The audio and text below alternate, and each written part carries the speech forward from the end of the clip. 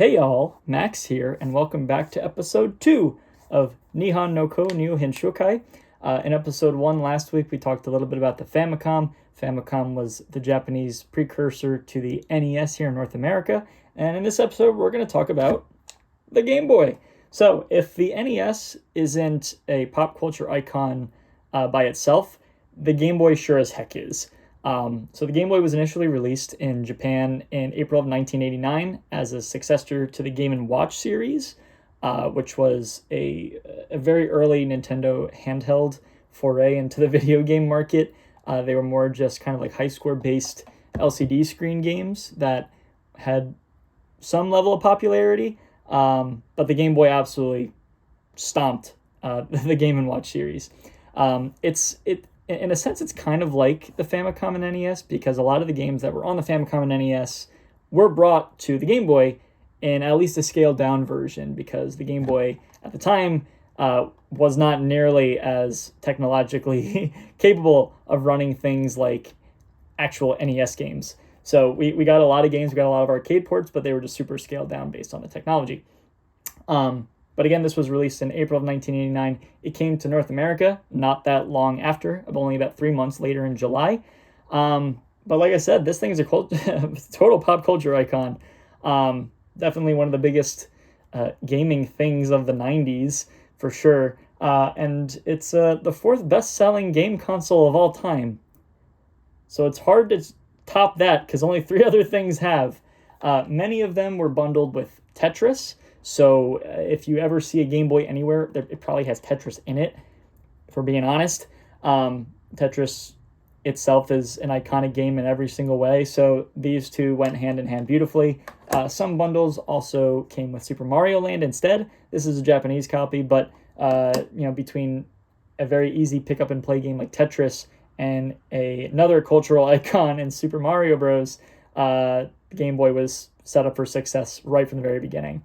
The Game Boy is not region locked, so we're talking about Japanese Game Boy games here that I bought. So all these Japanese Game Boy games all work on the Game Boy. So that's super awesome, super cool. And without further ado, let's dive right into it. So last week in episode 1, we talked a little bit about Chibi Maroko-chan. We talked a little bit about this Famicom game, Chibi Maroko-chan Uki Uki Shopping. But I have a handful of Chibi Maroko-chan games right here. So the first one is Chibi Maroko-chan 3 Mezase Game Taishu no Maki.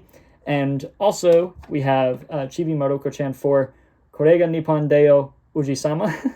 And we talked a little bit about Chibi Maroko-chan last week, but Chibi Maroko-chan was a manga that began in 1986. It's about a young, mischievous girl named Maroko. And the series also developed into an anime, had a series of video games. This Famicom game was the first one, and these Game Boy games came later on. So this pair of games were 1992 minigame compilations, essentially developed by Kid and published by Takara, which only came about 5 months apart. So these games were pretty rapidly released in Japan. And that's all I was really able to find about them, the fact that they're minigame compilations, very Carnival-like. If you look at gameplay, it kind of looks like you're playing Carnival minigames. So that's pretty cool. And that's not the only Chibi Maroko-chan game we have here. The last one we have is Chibi Maroko-chan Maroko Deluxe Gekijo. Gekijo is kind of like theater. And this, I wasn't able to find a lot of information about those first 2 games, but this one I was able to find even less. So this is a 1995 adventure game, I think, also developed by Kid and published by Takara. And based on just gameplay, all I was able to find is that you're kind of traveling around town, talking to people and playing more mini games. But that's about all I could find about it. So that was kind of interesting. Why I bought these, I kind of talked about it last week, that it's kind of interesting when you see a bunch of games that are clearly from the same series when you're shopping for games. So I just bought a bunch of them, and that's just kind of how that happened.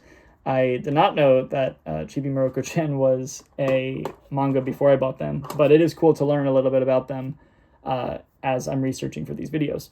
And you're going to see a lot, especially in in this video, that a lot of the games here are based on manga and based on other series, very much like this next trio of games. So the next trio of games are Crayon Shinshan games. The first one is Crayon Shinchan, Ora Tushiro wa Tomodachi da yo, which roughly translates to Crayon Shinchan, Shiro and I are friends. 6 months later, we got Crayon Shinchan 2, Ora tu Wanpako Gakko Dazo, which is Crayon Shinchan 2, roughly Play Naughty with Me. These two games, all three games are based on a manga, Crayon Shinchan, that began in 1990 about a 5-year-old named Shin and his life, some of his mischief, some of his adventures, whether they are realistic or not. And a lot like Chibi Maroko-chan, the series evolved into an anime and a handful of video games. So this first one is a 1993 platformer developed by TOSE and published by Bandai. And it's kind of just a platformer where you blow bubbles and jump on enemies. And it also has some mini games. And then 6 months later was the Crayon Shinchan 2, also a platformer, in this case published by Banalex, and it's a lot like Crayon Shinchan 1. But different from Crayon Shinchan 1 and 2, Crayon Shinchan 3, Ora no Gokigen, Athletic, Crayon Shinchan 3, I'm in a good mood, roughly. It's a little different from the first two games. This is instead a 1994 minigame collection developed and published by Bandai, and that's just kind of it. That they're kind of just fun little games to get you by based on the Crayon Shinchan series. Same thing as Chibi Maroko-chan. It was cool to learn a little bit about the manga when I was researching. But I do know that there is a pretty recent Crayon Shinchan game. It's Shinchan, Me and the Professor on Summer Vacation, The Endless 7-Day Journey, that was released on Switch, I think, 2 years ago? So pretty recently. So if you want a way of experiencing the Crayon Shinchan series, picking up that Switch game might be the answer. So that's kind of cool. Next is Cho Mashin Ayuden Wataru Mazeko Monster, which roughly translates to Super Machine Ayuden Cross Mazeko Monster. And all I was able to find about it is that it's a 1997 RPG developed by Alpha Unit and published by Band Presto. That's all I was able to find about it. Gameplay that I found wasn't very useful. I couldn't find any guides about it anywhere. So either I wasn't digging deep enough or there's just not a lot of information about this game out there. But it looks pretty neat if I ever wanted to play it. Next is a pair of games that I also was not able to find a whole lot of information about because the gameplay is pretty sparse on YouTube. But we have Dino Breeder 1 and Dino Breeder 2. They are 1997 and 1998 pet simulation games developed by Digital Kids and published by J-Wing. You choose a dinosaur egg and you raise it and you battle it, and it might as well be like Pokemon and Tamagotchi put together. That's what I gathered. It seems very Pokemon-like to, pick a monster and raise it, but in this case you're doing it with dinosaurs and baby dinosaurs, which is pretty cool. Why I bought them? I don't know. Dino Breeder sounded like a pretty funny name if you ask me. So that's those two. Next, last week we talked a little bit about Galaxian and Galaga, just absolutely humongous arcade games that were released in the late 70s and early 80s. But this week we have Galaga and Galaxian on one Game Boy cartridge. So very much like what I was talking about with the Game Boy having a ton of arcade ports or ports that went to the Famicom, and then from the Famicom to the Game Boy that just got even further scaled down. This is a perfect example of them, and both games are on one, which is really, really neat. So this specifically is a 1995 compilation developed by TOSE and published by Namco in Japan, and it contains both games. That's it. Like I said, it's a little scaled down, but it was the first time that you could play Galaga and Galaxian in handheld mode ever, which is pretty neat. The same year, it was brought to North America as our arcade classic number 3, Galaga and Galaxian, which was a series of 5 games that just contained arcade games so that you could play them on the go, which is pretty neat. This series in North America was published by Nintendo, which is also pretty cool. But considering how much I really enjoy Deligan Galaxian, being able to play them on the go is equally as neat, because I think this is the only way I can play them on the go right now. I'm pretty sure. But still very cool. Next, we have GoGo Tank, which is a 1990 puzzle-ish action game developed and published by Copia Systems. You play as a plane. You don't play as a tank. You play as a plane, and your goal is to clear obstacles for the tank to get through certain levels, but your plane can get hit by projectiles, your tank can run into things, and both your plane and the tank can run out of life, and the game would end that way. So that's kind of interesting. It was brought to North America in 1991, but it was instead published by Electrobrain. So GoGo Tank is a pretty funny name. I'm avoiding bringing the games too close to the camera because the focusing goes totally out of whack. But the tank looks really funny on the cartridge. And the game like GoGo Tank, how do you go wrong? So previously talked about Tetris. Everybody's heard of Tetris. Tetris is one of the biggest games of all time. But have you ever heard of Hatris?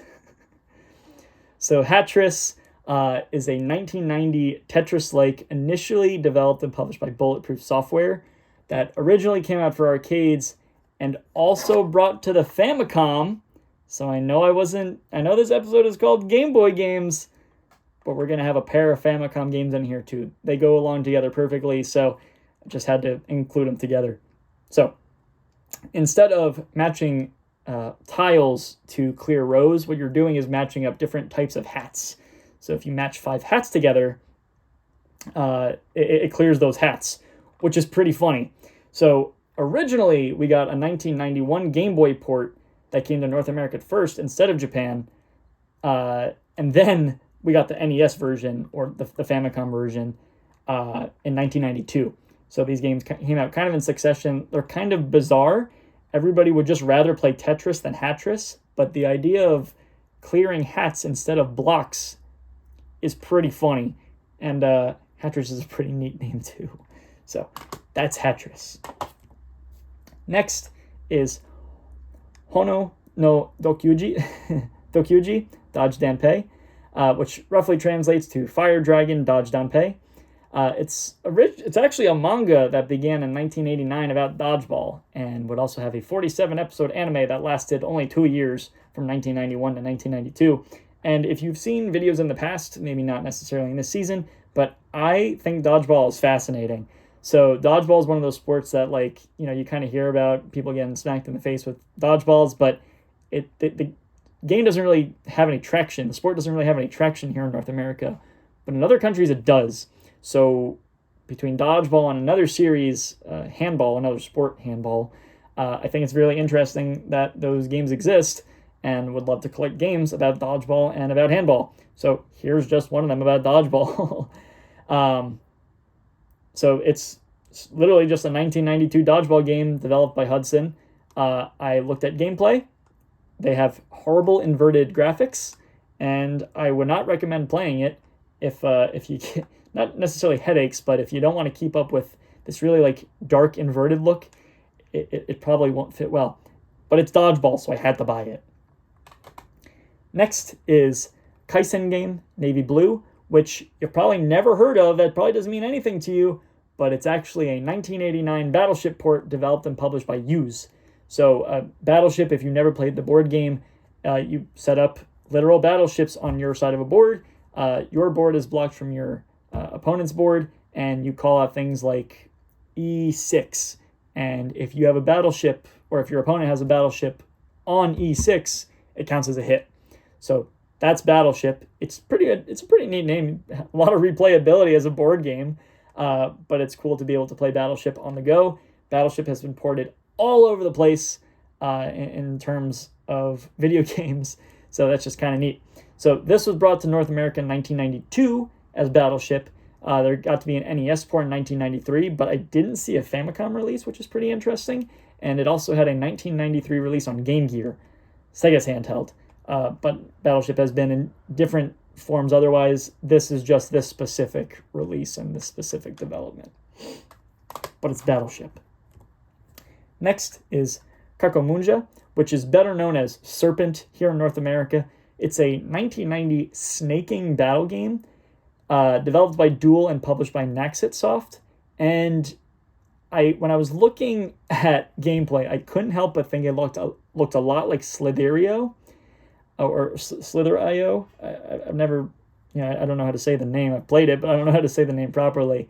Where you're kind of snaking around this big board and you want to avoid enemies and pick things up.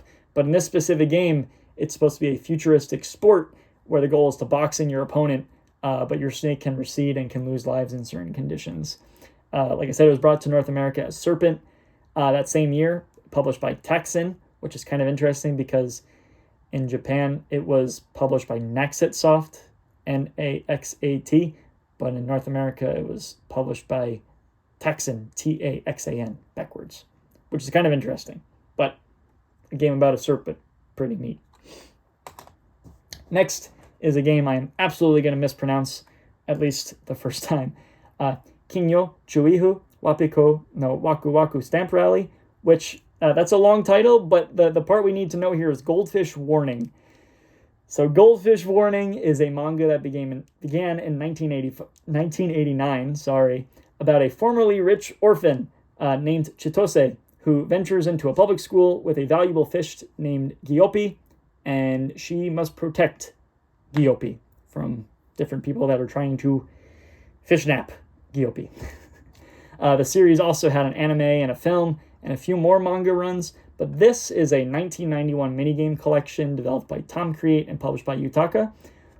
It's the first of 3 games based on Goldfish Warning, but the cutting room floor says this game sucks because it had an inexperienced development team. It had a super quick timeline, so with people that don't know how to develop games on a timeline that they are not comfortable with, it didn't come out well. I didn't play a whole lot of it myself, but that background is kind of interesting, and it's a good reason to play it otherwise. But the title Goldfish Warning is a pretty hilarious title, especially for an entire series, entire franchise. Next is Kirby No Pinball, and this is the first of a few games that I don't totally need to introduce, but the Kirby franchise began on the Game Boy in 1992 with Kirby's Dream Land, or in Japan, Hoshi no Kirby. And it's just one of Nintendo's most successful franchises, so I don't entirely know why I'm introducing it. But for those of you that are unaware, Kirby is this humongous Nintendo franchise, and this specific game is a 1993 pinball game developed by HAL Laboratories and published by Nintendo, and it's just pinball with gimmicks, which is pretty neat. This was brought to North America as Kirby's Pinball Land the same year, and most recently, Kirby has had 3 Switch games, Kirby Star Allies, Kirby in the Forgotten Land, and most recently, Kirby Return to Dreamland Deluxe, I believe. Kirby and the Forgotten Land is the first foray for Kirby into a 3D world. So if that seems interesting to you, or if you want to hang out with the little puffball, I would absolutely recommend playing Kirby in the Forgotten Land, which is super neat. But still cool to get a Kirby game nonetheless. Next is another huge Nintendo franchise. We have Metroid 2, Return of Samus. So the franchise Metroid originally began on the Famicom Disk System in 1986 with Metroid, which would end up becoming just Metroid on the NES. And like I said, also one of Nintendo's most successful franchises. So this specifically is a 1991 side-scrolling action game developed and published by Nintendo as a sequel to the original Metroid. And this sort of side-scrolling adventure series is what helped coin the title Metroidvania. Metroid and Castlevania are kind of the parents to an entire Metroidvania genre. A very good recent example that I know came out is Disney Illusion Island. So obviously Metroid and Castlevania have quite a bit of action and combat. Disney Illusion Island doesn't have that, but this idea of traversing a 2D world and picking up items or battling enemies is started by Metroid and Castlevania, but also totally unrelated. Disney Illusion Island's a pretty good game. So, in this game, you play as Samus as she tries to ensure that the space pirates in the first game cannot harness the Metroid's power again, and she's trying to fix the Galactic Federation's efforts. That's a handful. I don't even know if I got that right. So this was initially released in North America first, then brought to Japan a few months later in 1992 And it also received a 3DS remake as Metroid Samus Returns in 2017, which is cool. But storied series Metroid, along with a pretty expensive North American game that I was able to get in Japanese, which is still really, really super neat. Next is kind of a funny one. It made me laugh when I was researching it, but this one is Ninku. So Ninku is a manga that began in 1993 about Fusuku, a 12-year-old warrior who masters Ninku, which is some mix of ninjutsu and kung fu, and you must journey and search for other Ninku captains, despite having enemies who have also mastered Ninku. So you're kind of living in this world where everybody knows Ninku. But the part that made me laugh specifically is that you're on these travels with what I think it was GameFAQs, or no, it might have been Wikipedia. Wikipedia mentions that you travel along with a flatulent penguin. He's here on the label. So, I mean, I bought it because I saw a penguin on the label, and who doesn't love penguins? But the idea that you're traveling around with a farting penguin is quite funny. The series also grew into an anime with films and a number of video games over time, but never in the U.S. We never, ever got Ninku here in the U.S., but this specifically is a 1995 action game developed by TOSE and published by Tomy, and it's just based on the manga. Ninku's a funny name. There's a flatulent penguin. It doesn't get much better than that. But speaking of penguins, we have Osawagasi Penguin Boy, which is better known as Amazing Penguin here in North America. It's a 1990 maze game developed and published by Natsume, and you play through 40 levels, filling in squares by hitting switches or balls. That's kind of it. You have to avoid enemies, but you're filling up these blocks. And like I said, it came to North America that same year as Amazing Penguin. But penguins are cool. Why wouldn't you buy a game about penguins? But the penguins don't stop there, because we have Penguin Wars. So Penguin Wars is a 1985 Dodgeball-like arcade game, and talked not that long ago about how Dodgeball is absolutely fantastic. So anything Dodgeball related is super awesome. But the original arcade game was in 1995 developed and published by UPL, where you play as different animals with different stats that throw balls to either side of a table. And if all 10 balls end up on one side of the table, that player loses. Now, you can get them by just throwing them over there. If you hit the person on the other side, they kind of go unconscious for a little bit. So that's just an opportunity for you to throw more balls in that direction. But that's how you win, getting all the balls to one side. So Penguin Wars initially got a 1985 Famicom port as Penguin Kun Wars. So there's the second Famicom game for the episode, even though it was an episode about Game Boy. But then in 1990, we got the Game Boy port as Penguin Kun Wars VS in Japan, and just Penguin Wars here in North America. Now, penguins and Dodgeball, it's pretty awesome. No flatulent penguins, but still pretty cool. But even so, Penguin Wars got a 2019 remake released for modern systems. It's kind of a hard game to find for Switch. It's a game I would like to get at some point, but arcade game throwing balls as a penguin, it's pretty neat. Love the concept. Next is Pinball 66 Hiki no Wani Daikoshin, better known as Revenge of the Gator. And you hear the gator in there. There's a gator on this label. But all it is a 1989 alligator-themed pinball game developed and published by HAL Laboratories. So, second pinball game this episode about pinball. The first one was Kirby, and this one's about a gator. And it's just a pinball game. I don't know how else to break it to you. It's just pinball.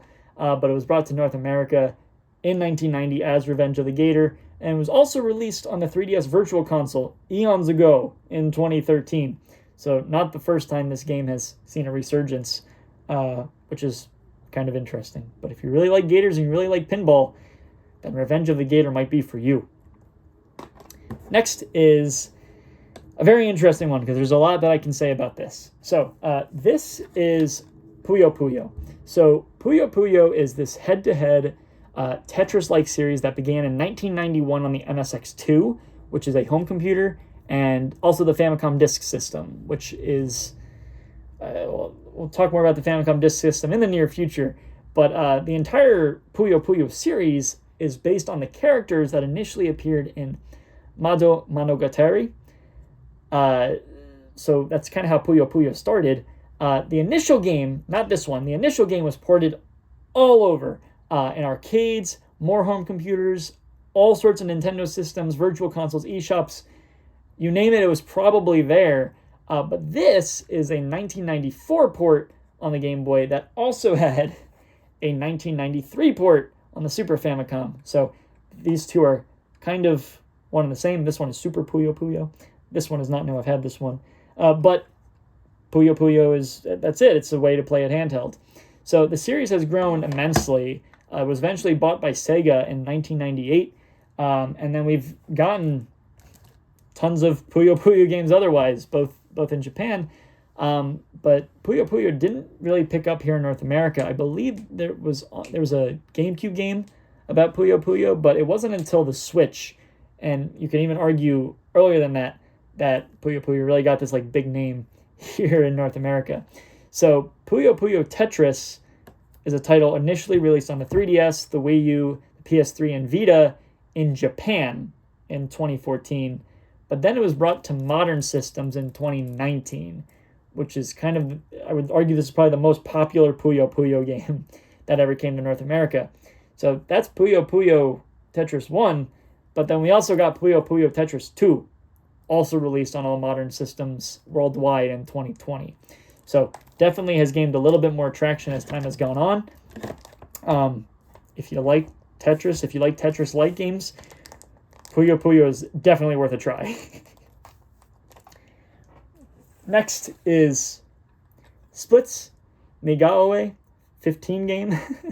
And that sounds kind of complicated, but all it is a 1993 puzzle game developed by Enigma Variations and published by Imagineer. And if you've ever seen those little like handheld games where your goal is to move different pictures around, like you have one open tile, so you just need to move tiles around to make a picture, that's what Splits is. So you're doing it virtually, and you're just moving different parts of the picture around to make that final picture. So that's Splits. Splits is just a cool name. The game concept is very popular, so now you can play it digitally. And we have now reached the final game of the episode. There was no Game Boy game that super stood out to me in terms of like, I always try and leave my favorite game in a certain episode for last. I didn't really have a favorite game here. It probably should have been Penguin Kun Wars now that I'm thinking about it. But this one, it's a great way to end anyway. So we have Zelda no Densetsu Yume Omirashima, better known as The Legend of Zelda Link's Awakening. So Kirby didn't need an introduction. Metroid didn't really need an introduction either. The Legend of Zelda really doesn't either. But in case you don't know, the Legend of Zelda franchise initially began on the Famicom Disk System in 1986 with The Legend of Zelda, and then came to the NES as The Legend of Zelda. And after Mario, Legend of Zelda is easily Nintendo's biggest franchise. You've seen the games all over the place. I'll work my way there a little bit. But this is a 1993 action-adventure game developed and published by Nintendo, set after the events of Legend of Zelda: A Link to the Past, which came on the Super Nintendo and Super Famicom. So, in this case, Link travels outside of Hyrule. It's the first game to be based outside of Hyrule, and you train for more enemies. You train for more things that could happen in the future. This is the first Legend of Zelda handheld game. It was brought to North America in the same year, again as Legend of Zelda Link's Awakening. It also received a 1998 Game Boy Color update as Legend of Zelda Link's Awakening DX, which is just an improved version of this. But in 2019, we got a remake on the Switch as literally The Legend of Zelda Link's Awakening. So this game is pretty popular, only mildly. I don't really know how I can properly describe The Legend of Zelda. There are way bigger Legend of Zelda fans out there than I am, but to get the first handheld game in Japanese, pretty neat. So that's all I had for this episode. I hope you enjoyed it. I hope you learned something. If there's something I missed about a game, something I got wrong, please tell me in the comments. I want to be able to learn about these games. I want to be able to share information about them, but if I got things wrong or if there's things I should have included, please tell me, because everybody should know about it. So, like I said, hope you learned something. Otherwise, thanks for hanging out, and I hope to see you next week.